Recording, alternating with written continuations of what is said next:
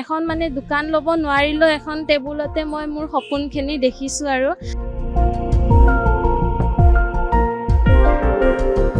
কান্দিও পাইছোঁ। এনেকুৱা অৱস্থা গৈছে মই অফিচত গ'লে মই মানে গালি বা কিবা বেয়া কথা ক'ব তেনেকৈ মানে মই বাথৰুমত গৈ কান্দি থাকোঁ, তেনেকুৱা অৱস্থা গৈছে।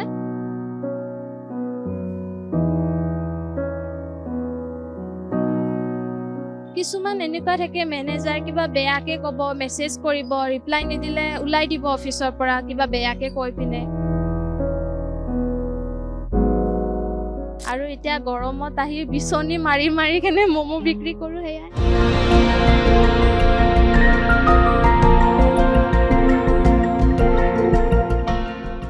ইয়াতে কিন্তু বহুত কষ্ট হয়,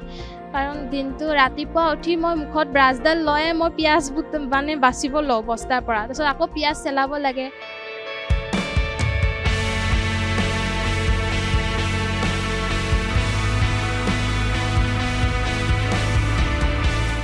আৰু বাহিৰা কি ক'ম, ঘৰৰ মানুহ কিছুমানে বেয়াকে আলোচনা কৰে, হাও কি খবৰ।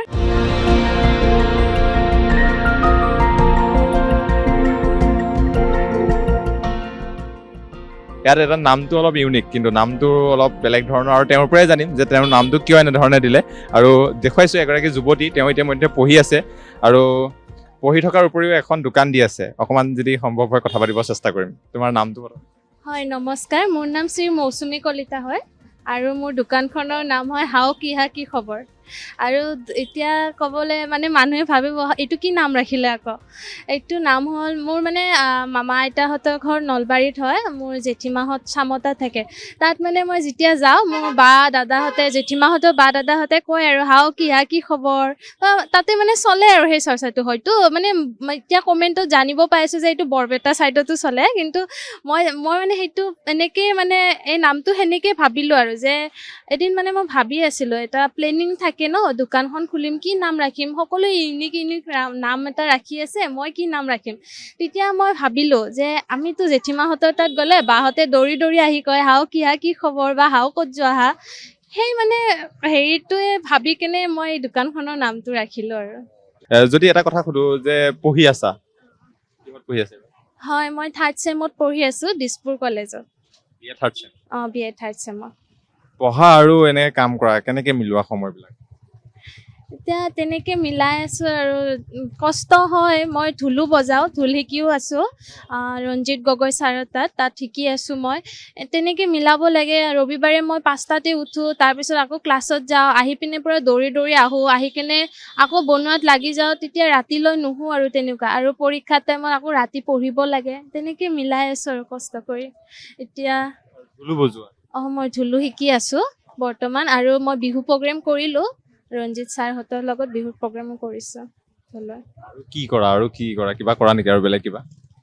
এতিয়া বৰ্তমান সেয়াই আৰু পঢ়াখিনি আৰু ঢোল বজাই আছোঁ, সেয়া মানে মোৰ এটা সপোন আছিলে, কিন্তু আৰ্থিক অৱস্থাৰ কাৰণে মই সৰুতে সেই শিকিব নোৱাৰিলোঁ ঢোলটো। সেইকাৰণে এতিয়া ভাবিছোঁ যে নিজে অলপ উপাৰ্জন কৰি নিজৰ সপোনটো পূৰণ কৰোঁ। লগতে মা দেউতাক সহায় কৰি আছোঁ, মা দেউতাৰ সপোনখিনি পূৰণ কৰিবলৈ চেষ্টা কৰিছোঁ। যিমানখিনি পাৰোঁ কৰিম, ভগৱানে সহায় কৰিলে, সেয়াই আৰু। কৈছে আৰ্থিক অভাৱৰ কথা, আৰু দোকানখন এইকাৰণে দিবলগীয়া হ'ল নেকি? দোকানখন কিয় দিবলগীয়া হ'ল? দোকানখন এনেকুৱা নহয় যে মা দেউতাই প্ৰেছাৰ দিছে যে কৰা, এনেকুৱা নহয়। মোৰ মানে এতিয়া যিহেতু ডাঙৰ হৈছোঁ, এতিয়া মা দেউতাহঁতক মা এইটো দিয়া, দেউতা এইটো পইচা লাগিছিলে, সেনেকৈ ক'বলৈ মানে অলপ বেয়াও লাগে, যিহেতু মা দেউতাহঁতে বহুত সৰুৰ পৰা ডাঙৰ দীঘল কৰিলে কষ্ট কৰি। এতিয়া মানে নিজে এনেকুৱা মন যায় যে মই নিজৰ হাত খৰচখিনিৰ লগতে মোৰ মা দেউতাক সহায় কৰিব পাৰোঁ। সেনেকৈ আৰু ভাবি কেনে এখন মানে দোকান ল'ব নোৱাৰিলেও এখন টেবুলতে মই মোৰ সপোনখিনি দেখিছোঁ, আৰু পিছলৈ যাতে আৰু ডাঙৰ ডাঙৰ সপোনবোৰ পূৰণ হয়, এখন দোকান খুলিব পাৰোঁ, সেয়াই আৰু। এখন টেবুলৰ পৰাই সপোন আৰম্ভ, পিছৰ ভৱিষ্যত পৰিকল্পনা কি? ভৱিষ্যত পৰিকল্পনা এতিয়া বৰ্তমান এই টেবুলখনৰ পৰা যাতে এখন মই ফুড ষ্টল খুলিব পাৰোঁ, সেয়া। তাৰপিছত আৰু আছে, কেফে এখন খুলিব পাৰোঁ, মা দেউতাৰ সপোনবোৰ পূৰণ কৰিব পাৰোঁ, এখন ঘৰ সজাব পাৰোঁ, সেয়াই সপোন আৰু। ঢোল বজোৱা বুলি কৈছে, আৰু বিহু গীত চিত গোৱা নেকি এনে? বিহু গান গাব ইমান নাজানো, কিন্তু বাথৰুম ছিংগাৰ হয় আৰু গান গাব নাজানো মই ঢোল বজাব বহুত সপোন সৰুৰ পৰা বেলেগে বজালে মানে মই শুনি থাকোঁ বা বিহুত মই বিহু নাচোঁ বা ডান্সো কৰোঁ বেলেগ বেলেগ কিন্তু সেইটোৰ উপৰিও মানে মোৰ ঢোল বজোৱাটো এটা বেলেগ মানে সপোন এটা আছিলে কিন্তু আৰ্থিক অৱস্থাৰ কাৰণে মই দেউতা মাক প্ৰেছাৰ নিদিলোঁ যে মোক শিকাবই লাগিব সেইকাৰণে এতিয়া নিজে উপাৰ্জন কৰি কেনে যাতে মই শিকিব পাৰোঁ সেয়া শিকি আছোঁ আগতে মই বেলেগ অফিচতো জব কৰিছোঁ এনেকুৱা নহয়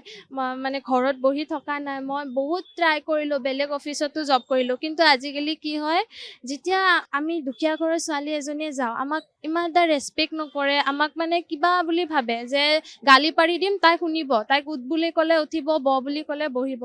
আৰু কিছুমান এনেকুৱা থাকে মেনেজাৰ কিবা বেয়াকৈ ক'ব মেছেজ কৰিব ৰিপ্লাই নিদিলে ওলাই দিব অফিচৰ পৰা কিবা বেয়াকৈ কৈ পিনে বা কিছুমান বছো থাকে সকলো বছ নহয় বাৰু কিছুমান ভালো পাইছোঁ কিছুমান বেয়া পাইছোঁ সেই ভাবিয়ে মই ভাবিছোঁ যে নাই বেলেগৰ তলত কাম কৰি থাকিলে মই এনেকুৱাই হ'ব এটা মানে সেই সোমাই গৈছে যে নাই নোৱাৰোঁ আৰু বেলেগৰ তলত কাম কৰিব সেইকাৰণে নিজে কিবা এটা সপোন ভাবি অকণমান পইচা জমা কৰি আজি এনেকৈ টেবুলত দোকানখন দিলোঁ তুমি যে কৈছা বেলেগে এনেকে বছ মেনেজাৰহঁতৰ যিটো টৰ্চাৰৰ কথা কৈছা এইটো তুমি সন্মুখীন হৈছিলা হয় মই সন্মুখীন হৈছোঁ সেইকাৰণে কৈছোঁ মই মানে কান্দিও পাইছোঁ এনেকুৱা অৱস্থা গৈছে মই অফিচত গ'লে মই মানে গালি বা কিবা বেয়া কথা ক'ব তেনেকৈ মানে মই বাথৰুমত গৈ কান্দি থাকোঁ তেনেকুৱা অৱস্থা গৈছে যাই মানে মই ভাবি লৈছিলোঁ যে এতিয়া মই পইচা জমা কৰিম আৰু মই নিজৰ কিবা এটা কৰিম হয় মই জানো যে মই সৰুকৈ এখন দোকান দিছোঁ টেবুলত দোকান দিছোঁ কিন্তু ইয়াৰ পৰা বহুত সপোন মানে ভাবি ৰাখিছোঁ যে এইখিনি সপোন মই মোৰ নিজৰ ভৰিত মানে থিয় হ'ম সেনেকৈ সপোনবোৰ ৰাখি কেনে এই টেবুলখনত মানে মই ম'মৰ দোকান দিলোঁ কান্দিবলগীয়া কিয় হৈছিলে তেতিয়া কান্দিবলগীয়া মানে কি আৰু মনত দুখ লাগে যেতিয়া বেয়াকৈ কয় কাৰণ আমি ফাৰ্ষ্ট যেতিয়া মই অফিচত জইন কৰিছিলোঁ ফাৰ্ষ্ট মই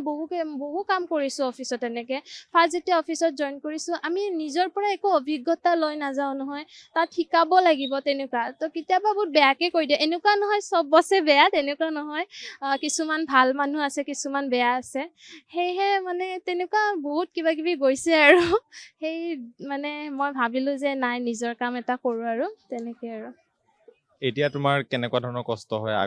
আগত কেনেকুৱা আছিলে আৰু এতিয়া কেনেকুৱা হয় আগতে কষ্ট কৰিছিলোঁ পইচা কম পাইছিলোঁ কিন্তু এতিয়া মানে নিজৰ কিবা এটা নিজৰ কৰি আছোঁ যে ক'ব পাৰিছোঁ মোৰ এখন দোকান আছে দোকান বুলিয়ে কৈছোঁ আৰু টেবুলত দিছোঁ যিহেতু তথাপিতো দোকান বুলিয়ে কৈছোঁ মানে নিজে যেতিয়া এটা কষ্ট কৰি কেনে এখন সৰুকৈ দোকান দিলেও মানে নিজৰ আৰু কিবা এটা মানে ভাল লাগে কিন্তু ইয়াতে কোনো গালি নাপাৰে মই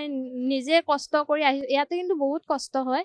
কাৰণ দিনটো ৰাতিপুৱা উঠি মই মুখত ব্ৰাছডাল লৈয়ে মই পিঁয়াজ মানে বাচিব লওঁ বস্তাৰ পৰা তাৰপিছত আকৌ পিঁয়াজ চেলাব লাগে মা সহায় কৰি দিয়ে দেউতাও সহায় কৰে আকৌ দেউতাৰ ডিউটি গ'লে আকৌ মা আৰু মই কৰোঁ তেনেকৈ ৰাতিপুৱাৰ পৰা চলি থাকে আৰু কামবিলাক আৰু এতিয়া গৰমত আহি বিচনী মাৰি মাৰি কেনে ম'ম' বিক্ৰী কৰোঁ সেয়াই মাৰি মাৰি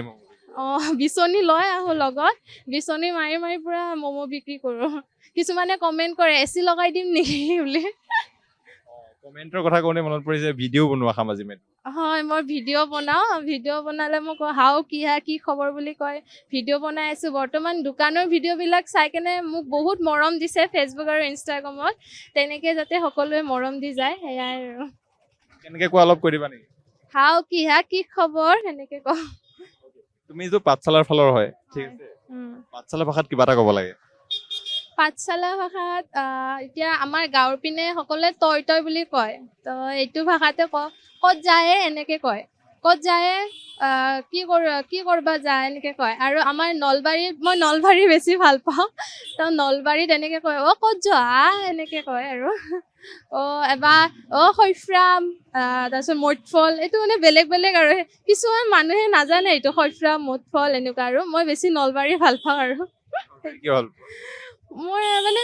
ভাষাটো ভাল লাগে আৰু বেছিভাগ সময় যিহেতু নলবাৰীতে গ'লোঁ আমাৰ জেঠীমাহঁতৰ বাহঁতৰ লগত আমি সমনীয়া সেইকাৰণে নলবাৰীতে গ'লোঁ সেইকাৰণে কিবা এটা ভাল পাওঁ আৰু সেই হিচাপতহে নামটো ৰাখিলোঁ ভাল পোৱা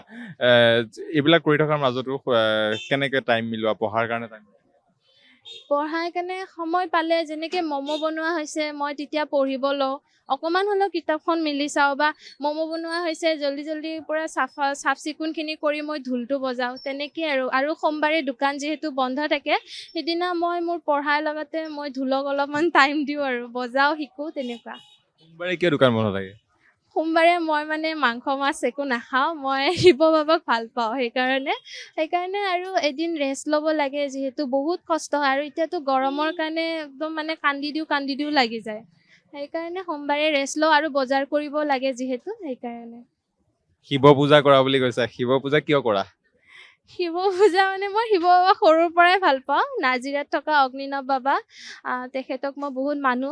সেইকাৰণে মই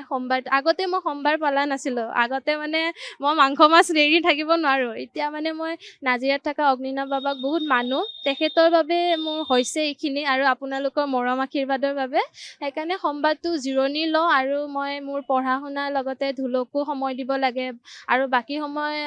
চাফ চিকুণ কৰিব লাগে ঘৰ, আৰু বজাৰ পাতিও থাকে ম'মৰ দোকানৰ, সেইকাৰণে।